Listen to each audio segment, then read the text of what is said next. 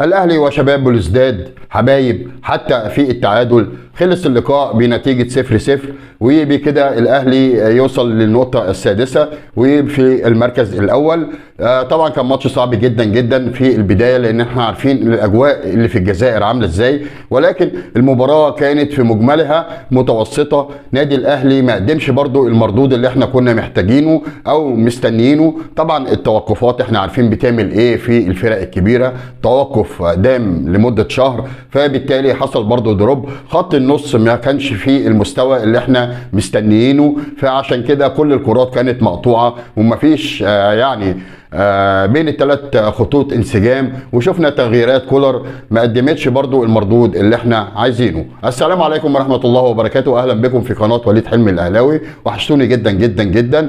كانت فترة توقف في طبعا كأس الامم الافريقية، وشفنا طبعا نادي الاهلي كان مريح لمده كبيره جدا طبعا في مباراه وديه، ولكن برضو المباراه الوديه مش زي المباراه الرسميه. بدايه من النهارده ونقطه انطلاق جديده للنادي الاهلي.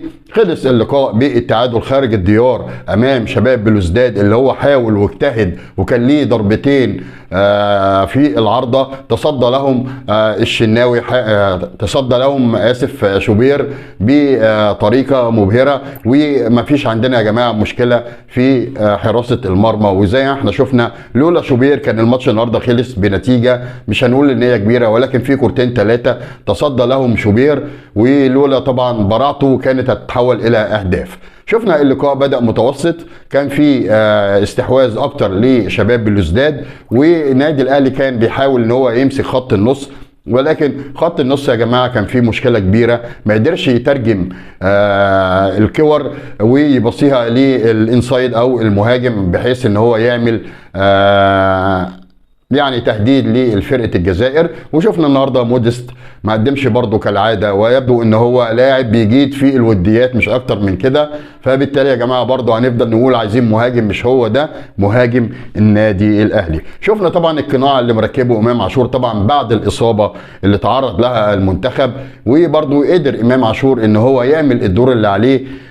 وطبعا النهارده الماتش لو كان خلص غير التعادل بصراحه الواحد كان هيزعل جدا، لان النادي الاهلي برضه ما قدمش المردود ان هو يكسب اللقاء. لينا كوره او كورتين مش اكتر من كده. شفنا تغييرات كولر ونزول قفشه، حاول ان هو يمسك خط النص، ولكن برضه في خلل يا جماعه في خط النص، هو ده اللي عامل المشكله كلها النهارده. شفنا طبعا رضا سليم وعودا حميدا، وبرضه كورتين ثلاثه من زمن الفن الجميل، ولكن برضو الوقت ما اسعفناش اللي احنا نقدر اللي احنا نبني هجمات.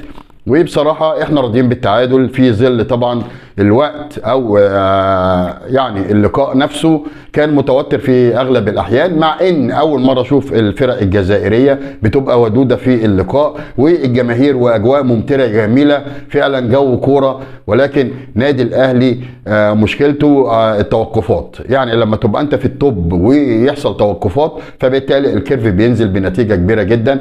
ولكن في اللقاءات القادمة ان شاء الله هنقدر اللي احنا نرجع للمستوى اللي احنا محتاجينه.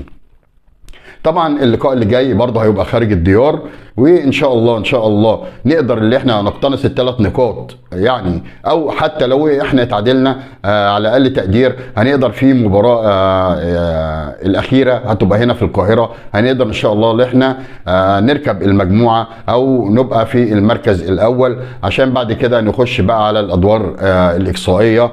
والبطوله دي يا جماعه محببه لينا، فبالتالي احنا ان شاء الله عندنا امل وعندنا ثقه في لعيبه النادي الاهلي، وجماهير النادي الاهلي عندها ثقه كبيره في اللعيبه وفي اداره النادي الاهلي والاداره الفنيه، اللي احنا ان شاء الله بعد دوري المجموعات هنشوف النادي الاهلي زي الاول. في عصبيه لمحمد عبد المنعم، ونحاول نمسك نفسنا شويه، لان انت المركز بتاعك حساس زي ما احنا عارفين، فبالتالي اي عصبيه ممكن تعمل ضربه جزاء او ممكن تعمل طرد، فبالتالي الفرقه كلها بتتاثر، فمش هينفع يا جماعه. وشفنا طبعا نزول برضو طاهر وما قدمش برضو المردود، لان الفرقه كلها في مشكله في خط الدفاع بدايه، ان هو يا دوبك بيوصل الكره مزنوقه لخط الوسط، خط الوسط بيفقدها، او في كوره اساسا بتتلعب من الدفاع للهجوم على طول، فبالتالي دي بتبقى مقطوعه من نص الملعب، لان احنا فقدنا للاسف نص الملعب من بدايه اللقاء. والشوط الثاني بان ان النادي الاهلي حتى ما جاش اول ربع ساعه، كان الغلبه كلها لشباب بولوزداد. فبالتالي يا جماعه ان شاء الله الادوار اللي جايه زي ما احنا قلنا يبقى في شكل تاني. احنا بنعذركم، ماتش طبعا بعد توقف كبير جدا، بعد خيبه امل المنتخب زي ما احنا عارفين، ولكن احنا كجمهور النادي الاهلي عندنا رقم واحد يا جماعه زي ما انتم عارفين النادي الاهلي. المنتخب فيه علامات استفهام كبيره جدا، وفي موامئات، وفي حاجات ضد النادي الاهلي كلنا شايفينها وعارفينها. عايز يبقى منتخبك كويس، ابعد اي طرف زملكاوي عن الاداره بتاعه منتخب مصر. ودينا شفنا واتكلمنا كتير والناس كلها عارفه، ولكن خلاص اللي فات فات، عايزين نبدا من جديد، لان البطولات بتبقى كبيره وعايزين اسم مصر دايما يبقى في العالي. اخر كلمه عشان مش هطول عليكم، اللاعب طبعا اللي انتقل لنادي الزمالك وتصريحاته اللي هي بقى لها يومين الناس كلها بتتناولها، يا جماعه الخير نادي الاهلي في نجوم وفي اساطير كبيره. يعني الكابتن محمود الخطيب ده ايه؟ ده اسطوره مصر الاول، يهبل لعيب اهبل كان بيلعب في النادي الاهلي والنادي الاهلي مشاه، فعنده حقد، كل واحد عنده حقد تجاه النادي الاهلي بيطلعه في تصريحات بعد ما بيمشي من النادي الاهلي. النادي الاهلي ده خيره عليك، ما كانش حد يعرف يعني ايه ناصر ماهر ولا يعرف لاعب زي دوت. صحيح انت لاعب كويس بس مالكش وجود في النادي الاهلي كان في الفتره ديت، فبالتالي مش لما انت تيجي تمشي تبقى عامل زي الواحده اللي متطلقه، اول ما تتطلق تيجي تقول لك ده جوزي كان بيحصل منه وعمل وعمل وعمل، فما ينفعش. النادي الاهلي كبير والنادي الاهلي كله اساطير. اسال على كابتن محمود الخطيب، اسال على مصطفى عبده، اسال على زيزو.